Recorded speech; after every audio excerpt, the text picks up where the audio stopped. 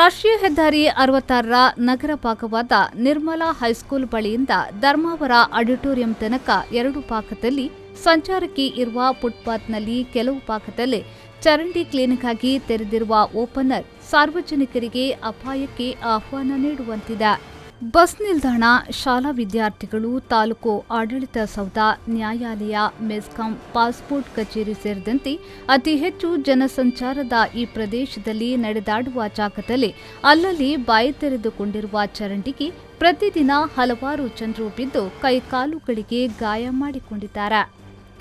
ರಸ್ತೆಯ ಮಟ್ಟದಿಂದ 5 ಅಡಿ ಆಳದಲ್ಲಿ ಮಳೆಗಾಲದಲ್ಲಿ ನೀರು ಹರಿದು ಹೋಗಲು ಮಾಡಲಾದ ಚರಂಡಿಯಲ್ಲಿ ಸಿಲುಕಿಕೊಂಡ ಕಸ ತೆಗೆಯಲು ಮಾಡಲಾದ ಮುಚ್ಚಳಗಳು ಕೆಲವು ಕಡೆ ತೆಗೆದುಕೊಂಡಿರುವುದು ಅಪಾಯಕ್ಕೆ ಆಹ್ವಾನ ನೀಡುವಂತಿದೆ.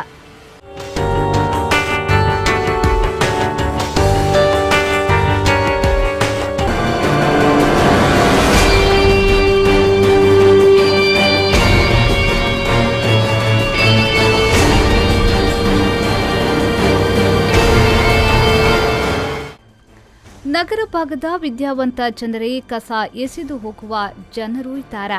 ರೋಟರಿ ಸಮಾಜ ಮಂದಿರ, ಬಂಟರ ಸಂಘ, ಸರ್ಕಾರಿ ಆಸ್ಪತ್ರೆ, ಅಂಚೆ ಕಚೇರಿ, ನ್ಯಾಯಾಲಯ, ತಾಲೂಕು ಸೌಧ, ಸರ್ಕಾರಿ ಪದವಿ ಪೂರ್ವ ಕಾಲೇಜು ಭಾಗದಲ್ಲಿ ಕೆಲವು ಭಾಗದಲ್ಲಿ ಎಂದೂ ತೆರೆದಿಟ್ಟ ಮುಚ್ಚಳಗಳು ಕೆಲವು ತೆಗೆದುಕೊಂಡೇ ಇದ್ದರೆ, ಇನ್ನು ಕೆಲವು ಭಾಗದಲ್ಲಿ ಮುಚ್ಚಳಗಳೇ ಇಲ್ಲವಾಗಿದ್ದು ಹೆದ್ದಾರಿ ಇಲಾಖೆ ಸರಿಪಡಿಸಿ ಸಾರ್ವಜನಿಕರ ಸಂಕಷ್ಟವನ್ನು ದೂರ ಮಾಡಬೇಕಾಗಿದೆ. ಬ್ಯೂರೋ ರಿಪೋರ್ಟ್, ವಿ4 ನ್ಯೂಸ್, ಬ್ರಹ್ಮಾಪುರ.